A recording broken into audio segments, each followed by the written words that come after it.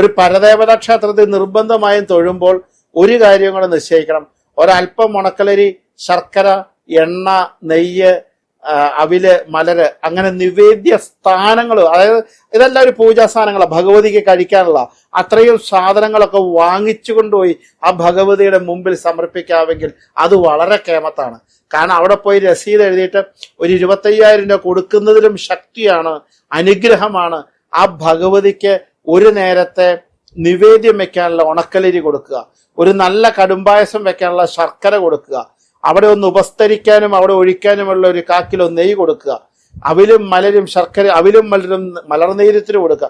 അങ്ങനെയുള്ള നിവേദ്യസാധനമൊക്കെ കൊടുത്തിട്ട് അവിടുത്തെ മേശാന്തി ഏൽപ്പിച്ചിട്ട് ഇരിക്കട്ടെ, പതുക്കെ നിവേദിച്ചാൽ മതി, നമ്മളൊന്നും വാങ്ങണ്ട, അവിടെ കൊടുത്താൽ മതി. ഭഗവതിയെ ഏൽപ്പിക്കുക, ഭഗവതിയെ സമർപ്പിക്കുക, ആ സാഷ്ടാംഗം നമ്മുടെ വകയായി സാധനങ്ങൾ സമർപ്പിക്കുക. അതിനൊരു കേമത്താണ്.